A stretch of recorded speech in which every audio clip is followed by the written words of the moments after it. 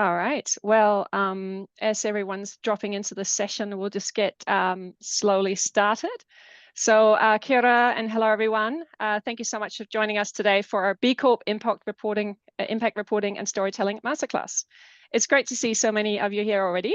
So feel free to keep dropping in, and whether you're already a part of the B Corp community or just starting to explore certification, or simply looking to improve how you measure and communicate impact in your organization. So my name is Caroline Thalund, and I'm the founder of Sustainability 360, where we help businesses embed sustainability and to make it simpler to track and create impact. I'm also a professor of practice at the University of Canterbury here in Christchurch, where I teach business sustainability to exec teams and senior leaders. And this session really came about because between us, we were chatting about how it's so common that B Corps feel a bit stuck after certification and not quite sure of how to keep on top of things and tracking impact, or how to turn it into something that could easily share internally and externally. So today is all about sharing why ongoing impact reporting matters, how to track your B Corp impact in a way that's efficient and audit ready, and translate your data into compelling stories. So I'm joined here today by two fantastic speakers. So we've got Tim Jones, one of New Zealand's leading B Corp consultants and passionate advocate for business as a force for good, and Kath Dewar, the founder of GoodSense, an expert in ethical marketing and someone who knows exactly how to turn impact data into stories that people actually connect with. So together we'll be sharing some great content here today, practical tips, expert insights, and real-world examples to help you strengthen your approach to impact reporting and storytelling. So we'll kick off shortly with Tim, and then I'll walk you through some tracking tools. And finally, Kath will share her expertise on using storytelling to bring your impact to life. And we kept this interactive, so after each of the speakers, there will be a breakout session of about 5 minutes after each of us. So let's get into it. Tim, do you want to kick us off? Perhaps if you unmute yourself, still we're like, feels like we're 20 years into online calls and we still haven't worked out the unmute function, but I'm sure the robots will sort that out for us. Cool, right, I'm sharing some slides. Why not? Can everyone see my slides, or can someone see my slides? Let me know. Fantastic. Kate and Kath have given me thumbs up. Fantastic. So I've called it Legends of Impact because it just sounds cool. Why not? Yeah, as Caroline said, so yeah, who am I? I'm Tim. I run a company called Grow Good based here in Otatahi, Christchurch. I basically help people simplify and fast track their journey to B Corp. I've been doing it for quite a while, and I've helped quite a few B Corps get certified. So that's kind of who I am and why I'm here talking to you about this stuff. I guess splitting my talk into 3 parts. So like, why impact measurement tracking? Why should you be doing that at all? Specifically what I see with B Corps, but I guess it works really for any company, whether you're a B Corp or not. I guess that would be a quick question. Maybe just put in the chat if you are a B Corp, or if you've heard of B Corp, maybe give us a thumbs up in the chat and let us know if I'm speaking to the converted or to the Be Curious. And then I'll sort of talk a little bit about what I see as sort of the do's and don'ts around impact reporting, but just to a little depth, because obviously Catherine is going to be smashing that part of the talk. All right, so let's get into it. So why should you be doing impact reporting? Well, transparency for me is the biggest thing. Like, if you're a B Corp, being transparent about what you're doing and how you're doing it is a key part of what you've signed up for as a B Corp. It's pretty hard to be opaque or not transparent with what you're doing, because you fundamentally, to become a B Corp, you have reported against a bunch of things that you're doing, and you've had to provide evidence to prove that you're doing that. So increasingly the world is looking at all businesses and wanting to know how you're doing things and why you're doing things and what is the results of that. So transparency is the key thing for me. As I've just sort of mentioned, increasingly, so if you look at your business, there's kind of 4 main groups of humans that every business needs. You typically, unless you're a solopreneur, you will have some sort of form of employees who hang out with you. Every business needs customers. Most businesses will have some kind of supply chain, and depending where you are, you're either going to be, at the one end of the sort of the value chain, or somewhere in the middle. But increasingly, you've got people, you're all buying something from someone and you're selling something to someone else. And then lastly, all businesses currently run on investment and money. And all of those groups of humans are increasingly wanting to know what your business is doing and how it's doing it. Customers increasingly want to know, the supporting brands that care. I'll talk a bit more about that in a second. Supply chain, increasingly we're seeing pressure, particularly in export markets. If you're exporting a product into the EU, in particular, like there's now increasing regulations around expectations that you are meeting certain standards. So in some of these, it's becoming a requirement. But yeah, I think certainly the transparency and accountability around your employees is massive. And there's a couple of recruitment companies or people and culture-based companies in New Zealand that are B Corps, and they all say that the companies that they represent that are B Corp certified get better and more candidates applying for their jobs. And so I think that's if you're looking to increase your employee base, it's a massive thing to think about. This is from Kantar. So Kantar is like a research company, and they do an annual survey or an annual report called the Better Futures Report. And this is from a couple of years ago, because their most recent one was mainly on social issues rather than social and environmental. So they didn't update this data. But this is something where I think people are really missing opportunities. Is like, essentially customers, consumers want to support brands that can prove that they're doing good, but they don't believe what you're saying in most cases because there's just a lack of trust within the business community. So having that third-party independent verification of the claims that you're making and then talking about those claims in a really effective manner is going to really help you close that gap. And it's kind of like there's a real opportunity here for companies that can effectively tell authentic, true stories of the good that they do. It will connect with consumers. And then lastly, I kind of talked about it a little bit previously, like increasingly regulatory pressure, so red tape, as some people might call it. In certain markets, there are now just expectations that you will be meeting a certain level of expectation around social and environmental performance. And again, if you can't prove that, if you don't have reporting and measurement around that, then this is no longer aspirational. This is going to become table stakes in many areas that people might be doing business in. Similarly, there's a big like knock-on effect that we're seeing. Well, I'm certainly seeing with people who I'm helping with B Corp, where they might be a small business, but they sell into a medium business that maybe sells into a large business. And most of those big, large businesses are having to do mandatory disclosures around their certainly environmental performance in New Zealand and increasingly on their social performance as well. So if you've sold one thing into a medium-sized company who sold one thing into a big company, they now want to know what you did as maybe the small company at the end of that value chain have done. So getting on the front foot for some of this stuff, definitely worthwhile, but it's increasingly less becoming aspirational. It's becoming like you just need to be onto this stuff so that you can, like I say, run these reports and tell people what you've been up to really easily.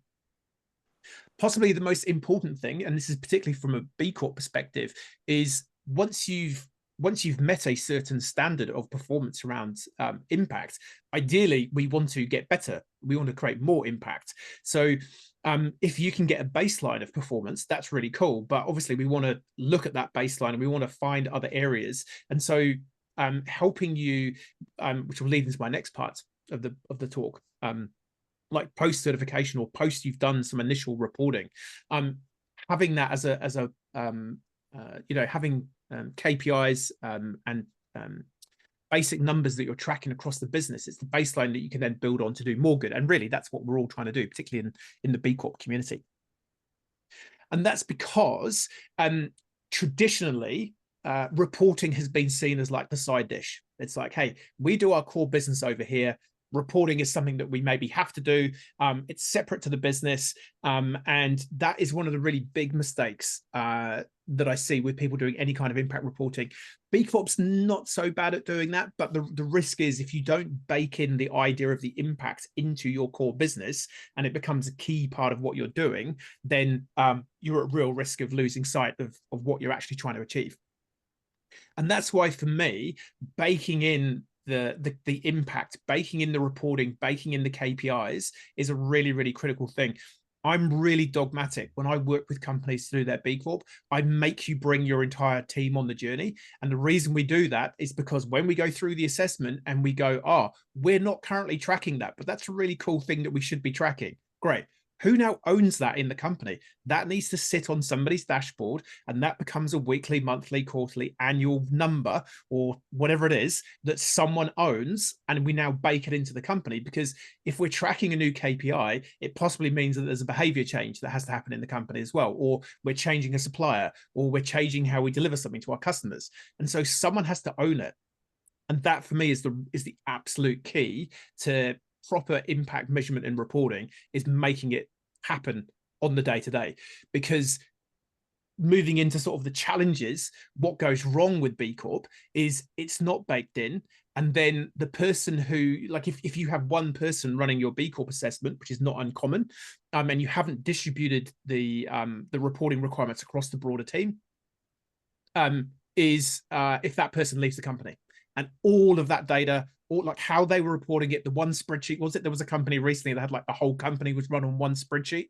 Well, if that person leaves the company and no one understands the formulas on that spreadsheet, you're dead in the water. And that is a massive thing I'm seeing. I've got a bunch of clients I'm helping with their recertification who they didn't make use of me first time round, but literally they've got a new person in the team, and it's like, I don't even know where the coffee machine is yet. I've never heard of B Corp, but they've asked me to do the recertification. I've got no idea what's going on.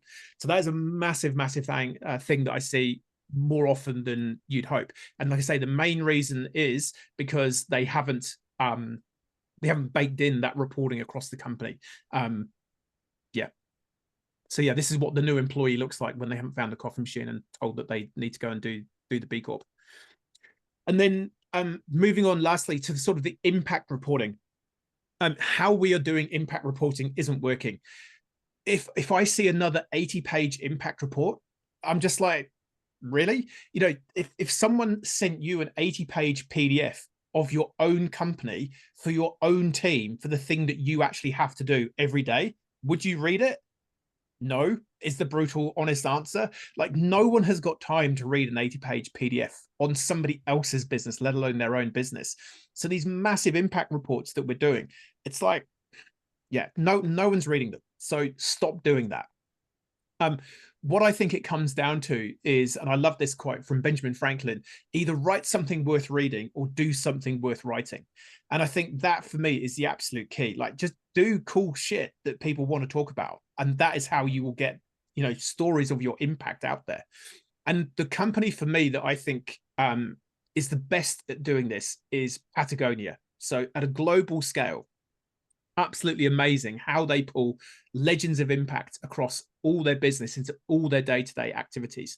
Now, yes, they are what's called, in the US, they are what's called a PBC, a public benefit corporation. So it's like a B Corp, but ever so slightly different. Won't get into the detail. So they have to do an annual impact report. Theirs is only 25 pages, so go them. But if we think about how Patagonia activates stories of their impact, it is absolutely phenomenal. So Patagonia, global business, doing good. On their website, you can see what impact Patagonia is doing with Why Wanaka and some local donations and charities that they're working with in Wanaka to clean up fresh waterways. So telling a story on their global website about work that they're doing with communities in the South Island of New Zealand, like, that's an interesting story that I might want to read, rather than some bland, we donated X amount of money to one small charity as a line on a spreadsheet in the middle of an 80-page report that no one's going to read. Sure, Tim. It's also a great idea of how that old slogan that those of us who've been activists for a really long time of think global, act local, how Yep. a brand in that in Totally. place, and that the local gives the relevance. So great. Totally. And if any one of you has sent your 80-page report and had 3.6 million people read it, I will stand corrected. Send me through those stats and I will stop talking. But, Patagonia here, 3.6 million views on a 1 hour 40 documentary that they've made all about surfing, but it's tied in with the environmental performance and what they stand for about preserving Mother Nature. Similarly, on their Instagram, 5.4 million followers, checking in daily, possibly, on these little micro conversations and stories that they're telling, all about the good that they're doing. but it's also baked in to each of their stores as well. So if you go into any Patagonia store, the story is layered, like the staff know what they're doing, they're connected, they're understanding, they are the ones doing this good locally, and it filters all the way up through their global brand, and you haven't had to read an 80-page impact report. So Right. that's my kind of example. So we've got the breakout rooms for you to all go and have a bit of a chat and maybe decompress after that barrage of slides. So we're going to chuck you in some breakout rooms and give you a few minutes and just have a chat with the people in the room. What's been your biggest challenge in tracking your B Corp impact? And if you're not a B Corp, maybe just what's been your biggest challenge? What is your biggest challenge in tracking your impact as an organization right now? So Caroline's going to hopefully make those breakout rooms work, and we'll see you in a few minutes. Yeah, don't go. See you again soon. So what have we got? Anyone brave enough to talk about what they talked about in their little breakout room?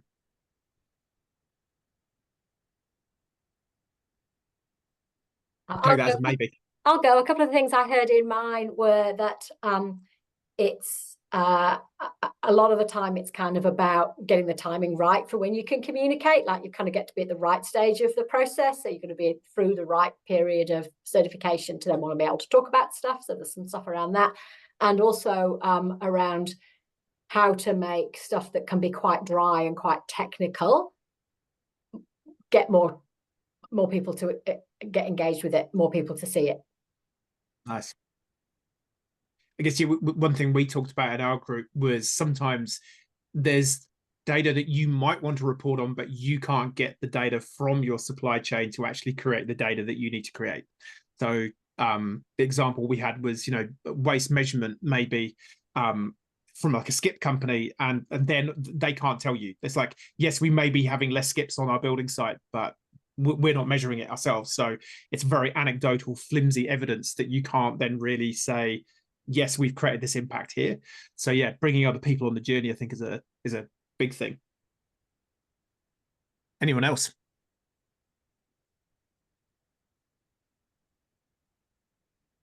No? Go for it. Yeah, so I'm Hiba from Canterbury University. We talked about measurement criteria in terms of waste and recycling as well. So it was an interesting conversation with Steve from Melbourne. Nice. And Kate, you were about to. I was just going to say, so I'm not someone who's got hands on the tools with doing any of the impact reporting myself, but a couple of things I heard in our room were one, oh gosh, the complexity of it and the time that it can take, but also a bit of, I guess, that inspiring and motivation of seeing areas that you can continue to lean into and can continue to improve on. So that was pretty cool to hear. Nice. I think that kind of leads to the conversation around materiality. I don't know if that's a word everyone kind of knows about, but basically like material impact is, what do we affect or create something that has an impact on other people around us. And I think that's a really critical thing to think about before you get into like the impact measurement and reporting is, are we reporting stuff that people actually care about? Like, do we care as a team? Do our customers care? Does anyone else care? Sometimes, yeah, there might be a metric that is really personally impactful to you, but not everyone else actually really cares about it, and that's okay. You can pick that as a metric, but I think that's a really key thing, is actually talking about the stuff that people want to hear about as well. Otherwise, you're shouting into the wind. Awesome. Very good points, Tim. Thank you. No worries. Over to you. Fantastic. Back to me. Awesome. So that was some really, really good good insights there, and really great examples from Tim as well.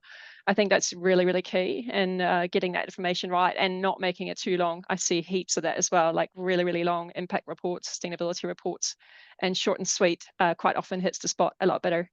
So in terms of kind of getting that data together, that's what I would like to share today, of how to kind of like track what you guys were just talking about as well. Sometimes it's the challenge is actually getting the data and then tracking it so that you can tell those stories as well.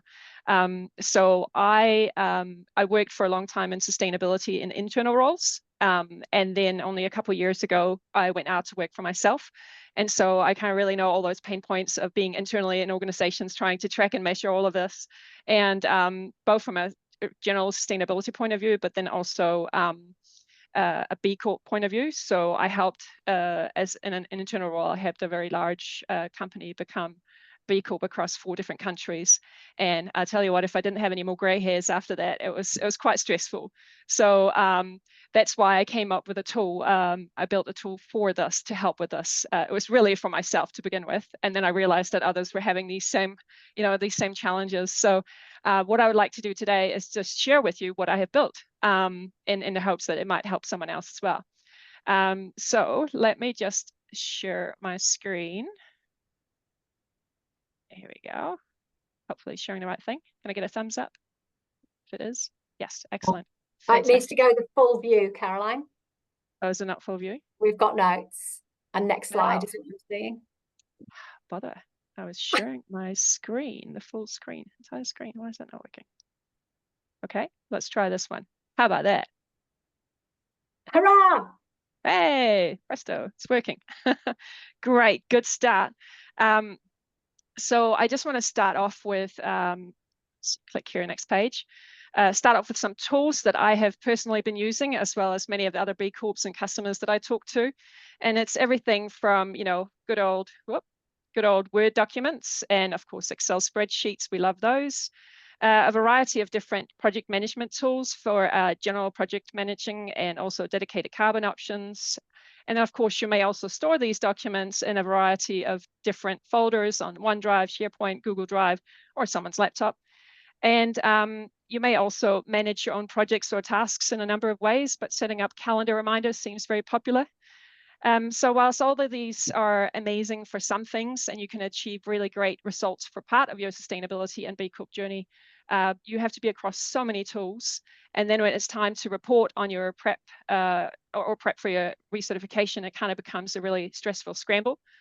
And if you've been through the certification process, you probably have downloaded some terribly fun Excel spreadsheets. So this one in particular, for example, is the B impact assessment. And so you can see lots of rows, lots of columns. And you have to scroll all the way to the side just to understand what points you got for those and what opportunities that you have. But then, what do you do after that? So you've downloaded your Excel spreadsheet. How do you make the jump from there to action? How do you ensure that you keep doing the things that will maintain your existing scores? And also, how do you take action on the ones that will improve your score and then also create a greater impact? And then how do you measure it all? So it kind of quite often it can feel like a little bit like this. Thank you, AI. It's a tsunami of spreadsheets and things. And if you were to outline the whole journey, this was actually a little scribble from a note I've had with someone recently on just what the common recertification journey looks like from my own experience and others. Quite often you kind of maintain existing initiatives while some are, some are new, but a bit disjointed, not terribly planned. And then all of the evidence is not necessarily stored effectively. And then there's the whole 3 years, right? So you always like, that could be done later. Is there someone that's unmuted that wouldn't mind muting themselves, please? So yeah, eventually though, later will turn up, and that can kind of result in a really last minute scramble that's super stressful and time draining, at least from my experience. So what does the ideal journey look like? This is what I wanted to achieve. I wanted to try and achieve one that was more planned, where evidence was stored ongoing. And then when recertification time rolls around, instead of days and weeks to prep your evidence and answers, that it would only take seconds as the evidence is already there and there's no stress involved. You just hit one button. And then, sigh, peace of mind, right? Hopefully. So this is what I wanted to achieve anyway, the secret to blissful recertifications. So what I would like to show you is what I have built. So this is S360, and I kind of want you to take you through the journey of how you can take that B impact assessment spreadsheet and turn it into something really actionable in S360. So this is the landing page where any new team member starts when they log in, and it's customized to them.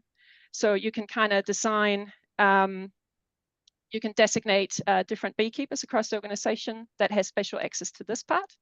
You can then pull your impact assessment straight into S360. And instead of having to navigate through that massive spreadsheet, everything just gets sorted into your 5 B Corp categories in a much simpler way. And if you're already certified, this kind of gives you a clear picture of where you stand and where the biggest opportunities are, as it filters automatically to show you the biggest points. So you can see here in the top right. And if you're working towards certification, this is one of the best ways to kind of get organized. It gives you structure, helps you see what you need to work on, and it turns a long, slightly overwhelming list into something you can actually action step by step. From there, you can kind of shortlist what you want to work on, and it just presents those to you, cutting away all the noise and just makes it a lot simpler. And now you can turn any B Corp item into a goal, and then that goal could be broken down into tasks, and each one can be assigned to someone else in your team with due dates and reminders, and everyone can log in online or in our mobile app and update their tasks. And then every task also has a spot where you can upload the evidence, your B Corp evidence. So when it's time to report or recertify, it's all there. It's linked to the relevant goal. You're not hunting around in folders or email attachments. It's already where it needs to be. And as soon as you start entering data, the system starts building out your dashboards. You've got a clean, simple overview of how you're tracking, both at the goal and task level. And each user has their own landing page with just their tasks. So it's easy to stay focused. So here's also the KPI dashboard. As you can see, there's lots of different metrics built in, and you can make your own custom ones too. Everything from, environmental ones to gender pay gap like this one. So you can, for example, enter for the gender pay gap. It helps you calculate it. There's also more complex ones of ways of doing it, and lots of guidance to help you understand how to do it. We've also built in carbon tracking. There's a full module for emissions, including scope 1, 2, and 3. And we've got emission factors for Australia and New Zealand now, and spend-based data as well to help with those pesky scope 3 emissions. And it's designed so that you don't need a specialist to get started. You literally just need your business data and just a bit of context. And this is a brand new impact dashboard for B Corp that we just rolling out this week. That gives you a really clear view of what you'll be working on and how far along each of the initiatives are. And at the end of the year, or when you're preparing a report, this basically pulls everything together. Engagement is also a big part of B Corp, especially with staff and customers. So we built an idea generator that lets you collect ideas, feedback or suggestions. And you can have it on your website, on an iPad in your reception, or in your staff portal. You write the question, you choose the design, and then you can get feedback on any sustainability topic that you can come up with. And finally, to the support side, there's a full resource library that I'm working on adding to constantly. So templates, guides, how-tos, walkthroughs. So it's basically 20 years of my knowledge that I'm pouring into the software to help you guys out so you don't have to reinvent the wheel, because I know how painful that is. This one, for example, is materiality assessments. Speaking of materiality that Tim was earlier, where you can see it kind of walks through both for small and medium and large businesses. And if you're part of we also have an S360 expert supported community.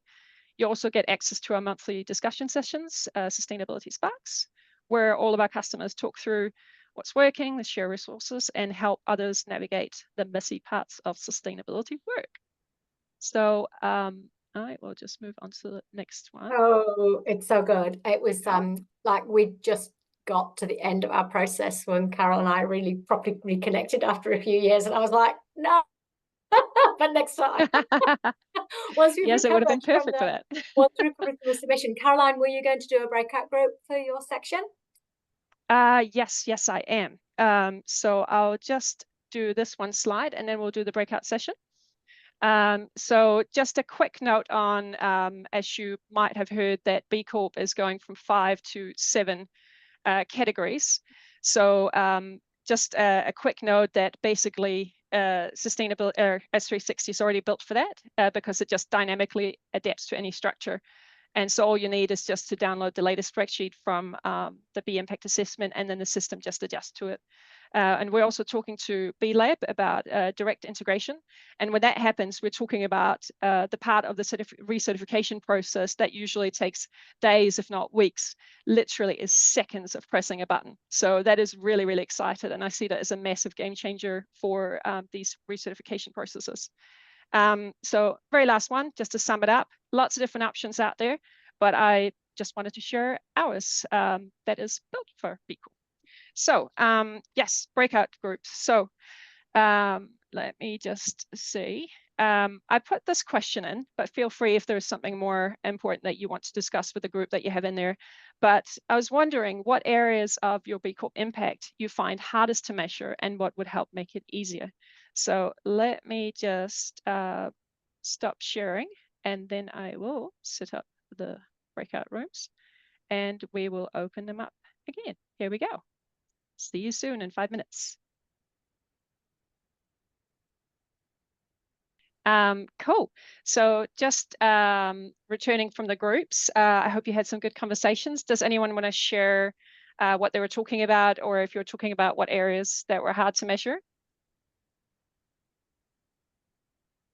There was one thing that came up in ours, Caroline, which is about supply chain measurement and how you don't necessarily know if your suppliers are tracking that stuff. If they are tracking it, they may not want to give you the information. And for some suppliers, it's kind of really not a good fit to be tracking stuff like, you know, a Indigenous community maker isn't going to be reporting on their climate emissions. So that was a really good point that came up. So yeah, no, that's a great point. Just awesome. on that one as well, actually, I helped a B Corp, and then they had some private equity invest in the company, so they got a seat at the board table. And this is just more of like a general comment. The director shareholder then wanted them to be reporting on stuff that was completely irrelevant to their business, because they were like, similar thing. It was like carbon emissions. They were a small distributed tech company of like 5 people with no office. It's like, our emissions are basically, you know, next to nothing. So the poor ops manager was having to run this report every week that one person wanted to see, that was going nowhere. So be confident in pushing back against reporting for the sake of reporting, because it's not making any improvement to anything. So, you know, yeah.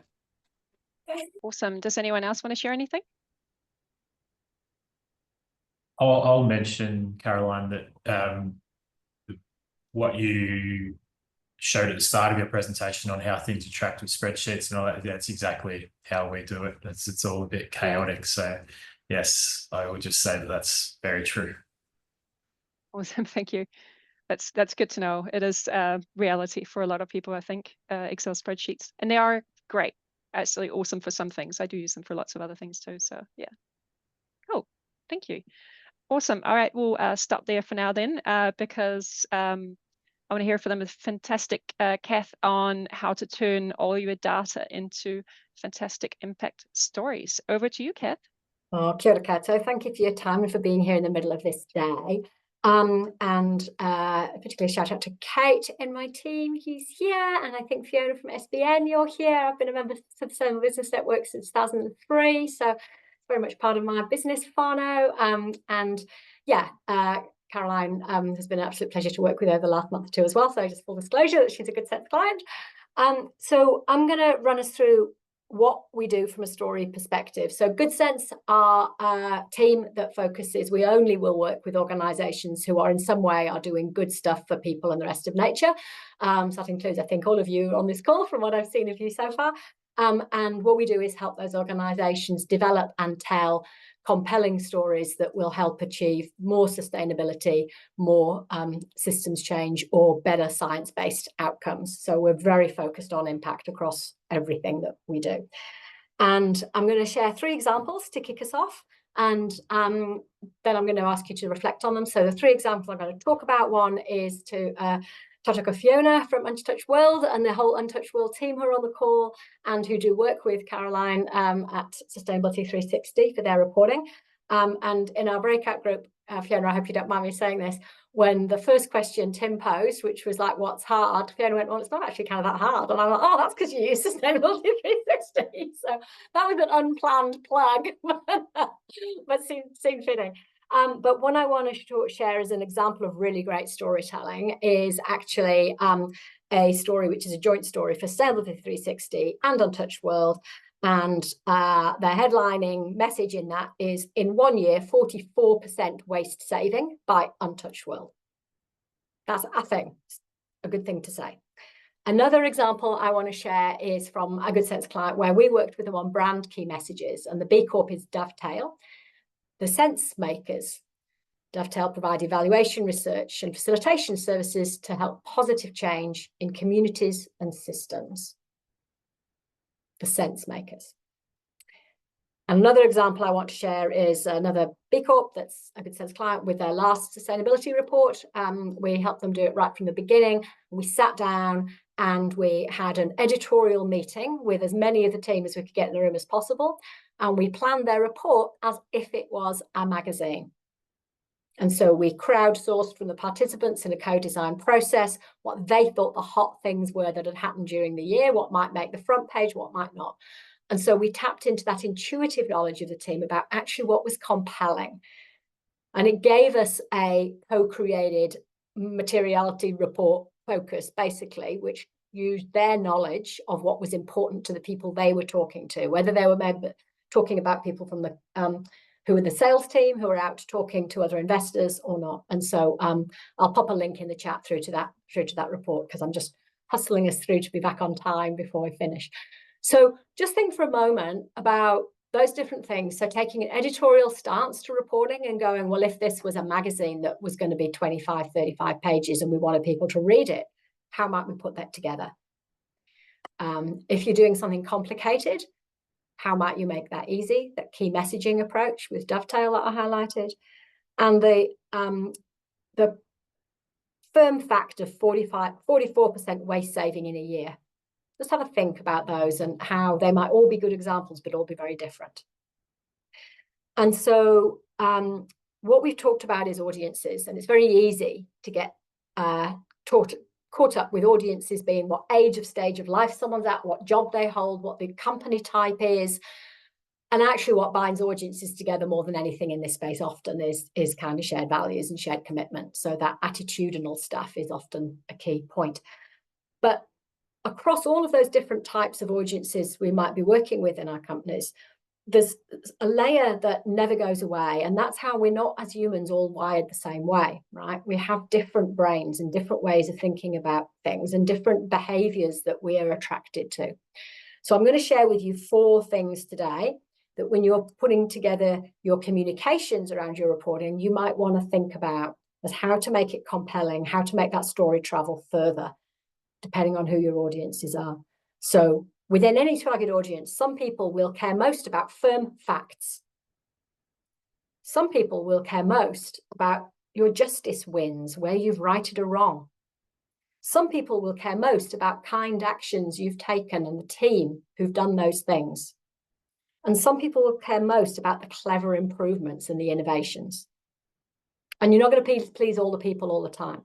So picking your mix of stories to cover off those bases of the firm facts, so the 44% is a great example.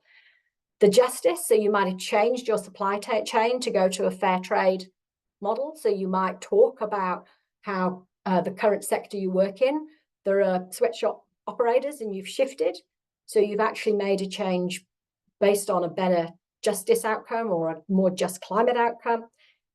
Kind actions that people are taking. So who in your team are doing this stuff? Who's doing the grassroots work? Hero them in your stories. That's going to really appeal to a whole bunch of people. There's good data that suggests that 60% of us care most about other people and what other people are doing. That's the thing that drives us. They're not so motivated by, you know, the big hairy waste goal, but they do be much more interested in reading about the person who's doing the sorting of the reduced waste, like those personal human interest kindness stories. And then your clever improvements, you know, the people out there, the bright, shiny next new thing is always going to be what's going to turn their head first.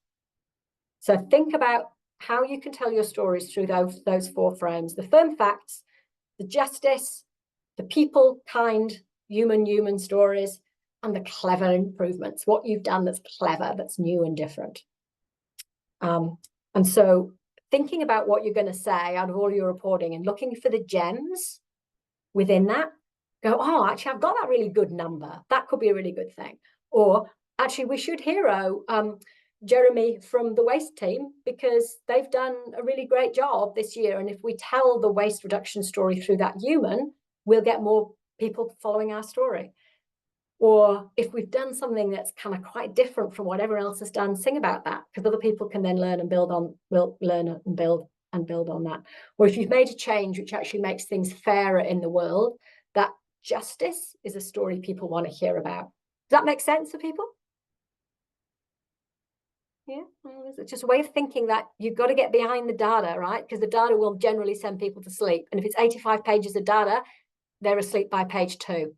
So how are you going to make it more appealing to those different behavior types? So that's a way of reframing your stuff, regardless of what type of organization you're in or what your audiences are. That stuff is still true, right? So it's kind of a way of cutting through, because you're all 14, 15 participants from different organizations and different audiences. So that's the first thing I want to share.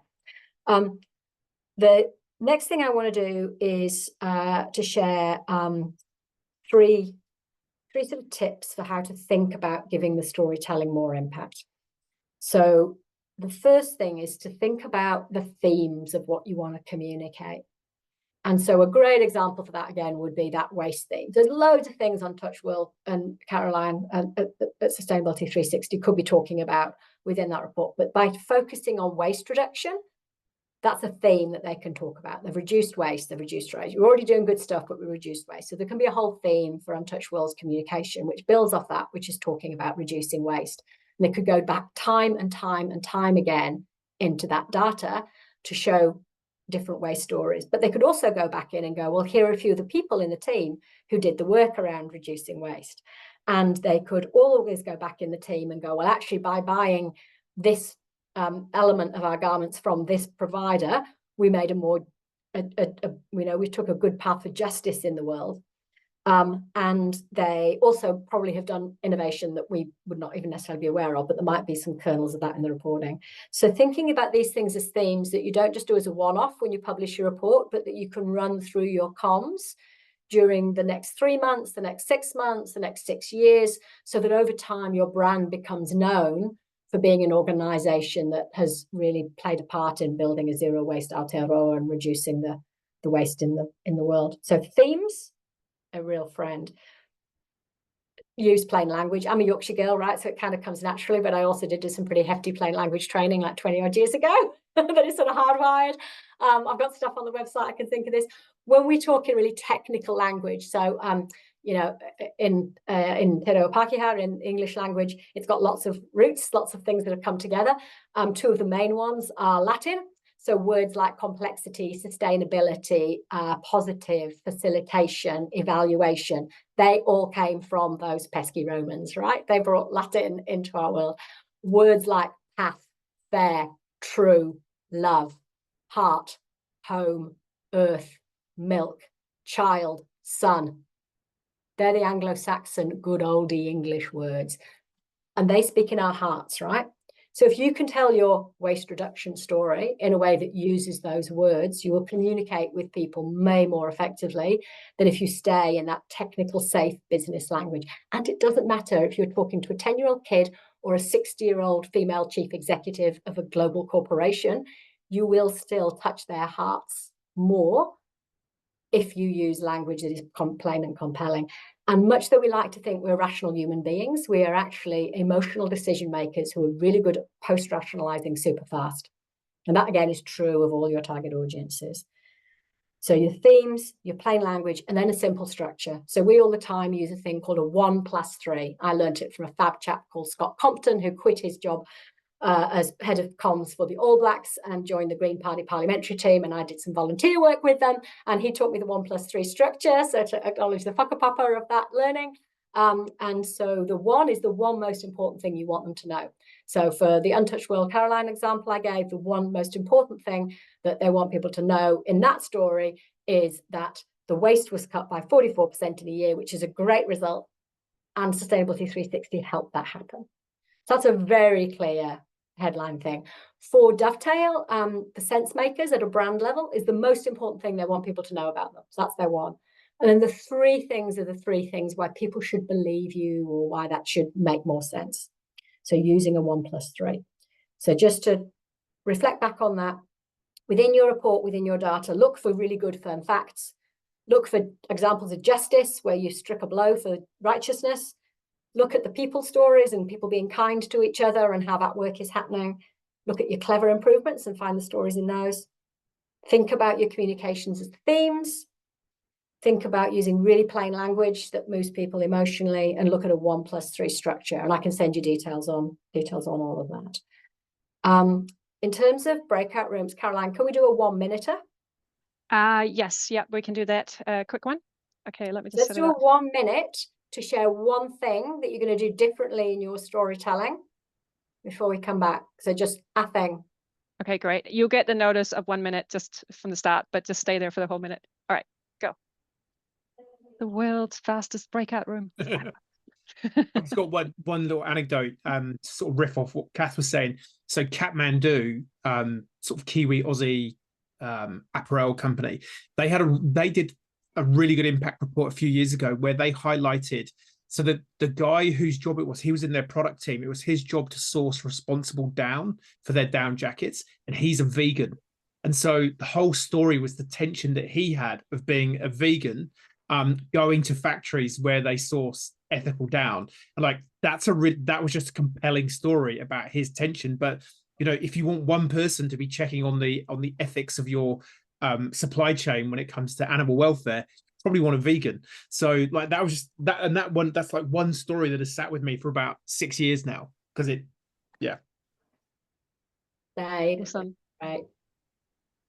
That's a great story. Unfortunately, we kind of have to wrap up now because we're out of time. But we just thank you for joining us all here today. And we've heard some great comments, great ideas, great stories.